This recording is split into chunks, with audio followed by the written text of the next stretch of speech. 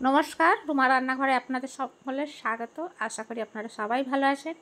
আজকে আমি চলে এসেছি, কিছু ফল দিয়ে চাট বানিয়েছি, কিন্তু এটা বিনা তেলের। তো ছোলাটা আমার কালকে ফোলানো ছিল, অল্পই ছোলা আছে, সব কিছু অল্প অল্প দিয়েই চাটটা বানালাম। প্রথমে এক টুকরি আনারস নিচ্ছি, সেটাকেও ছোট ছোট টুকরি করে কেটে নিচ্ছি। আর নিয়েছি একটু নুন, একটু চাট মশলা, গন্ধরাজ লেবুর পাতা। গন্ধরাজ লেবুর পাতাটা প্রথমে এতটা লাগবে না, একদমই অল্প লাগবে। বেশি পাতা দিলে আবার তেতো হয়ে যাবে, সেজন্য একদম অল্প করেই দেব। এই পাতাটাকে যদি থেতো করে একটুখানি রস দেওয়া হয় তাহলে আরোই ভালো। আমি কুচিয়ে দিচ্ছি ছোট ছোট করে। কুচিয়ে দিলে পরেও মুখে লাগলে বেশ গন্ধটা বেরোবে, ভাল লাগে খেতে। যেহেতু আমার কাছে লেবু ছিল না, সেই জন্য আমি গন্ধরাজ লেবুর পাতাটা দিলাম। এবার দেব আঙুর, কয়েকটা আঙুর নিয়েছি। তো আঙুরগুলোকে প্রথমে থালা থেকে নিয়ে বেছে নিচ্ছি।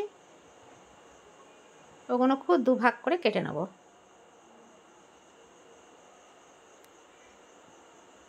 তো বন্ধুরা, এমনি করে একবার চাট বানিয়ে দেখতে পারেন, ফল দিয়ে আর ছোলা দিয়ে। একদমই সোজা আর শরীরের জন্য খুব ভালো। এটা সকালবেলা যে ছোলা পুলি আমরা খাই, তো এমনি করেও খেতে পারেন, বা বিকেলবেলাও ভালো লাগবে। নিলাম কিছু ধনেপাতা। ধনেপাতা তো না, গাছের ওই পাতাগুলো এমনি হয়ে গেছে, শুয়োর পাতার মতন দেখতে হয়ে গেছে ঠিক। তো যাই হোক, 2-4টে ধনেপাতা দিলাম কেটে। এবার নিয়েছি একটা কলা। কলাটা আমি অর্ধেকটাই দেবো, অতটা লাগবে না, যেহেতু ছোলাটা কম আছে সেই জন্যে।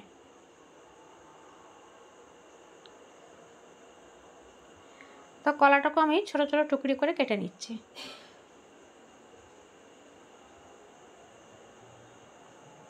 এবার সবগুলোকে এই ছোলাটার মধ্যে দিয়ে দিচ্ছি।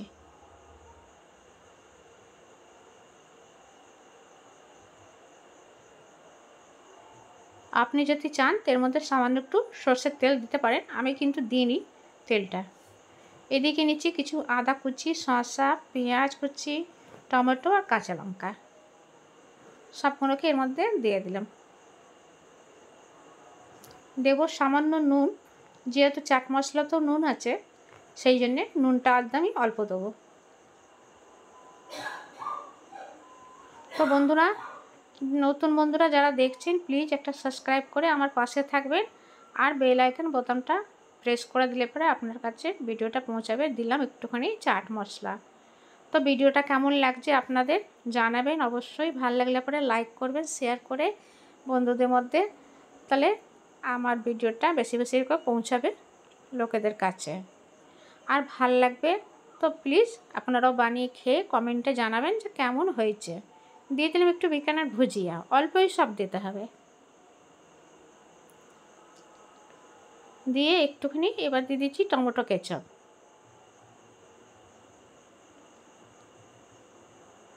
চামচাটা নিতে ভুলে গেছিলাম, তাই বললাম একটু চামচাটা দিয়ে।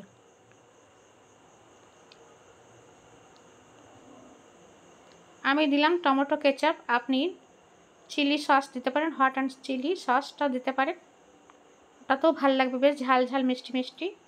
বা তেঁতুলের চাটনিটাও দিতে পারেন। এমনি করে খুব ভালো করে এটাকে মাখিয়ে নিলাম।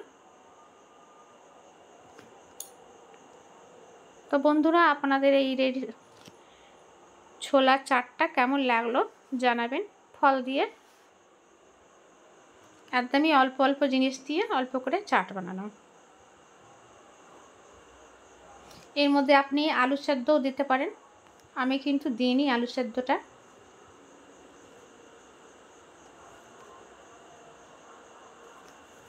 তো প্রথমে একটা ছোট্ট বাটিতে বার করছি।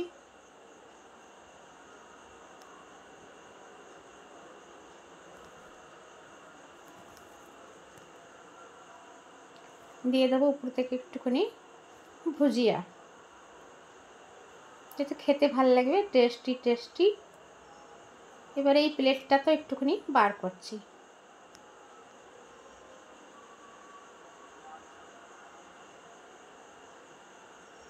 তো এমনি করে ফল দিয়ে চাট বানালে বেশ ভালোই লাগে খেতে। আমি তো দই দিইনি, দই দিলে আরও ভালো হতো।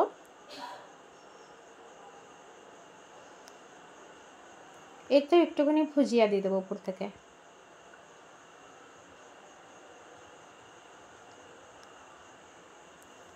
তো কেমন হলো জানাবেন অবশ্যই। ভালো লাগলে পরে একটা লাইক করবেন। আর আপনারা ভালো থাকবেন, সুস্থ থাকবেন। আবারও দেখা হবে একটা নতুন ধরনের রেসিপি নিয়ে। নমস্কার।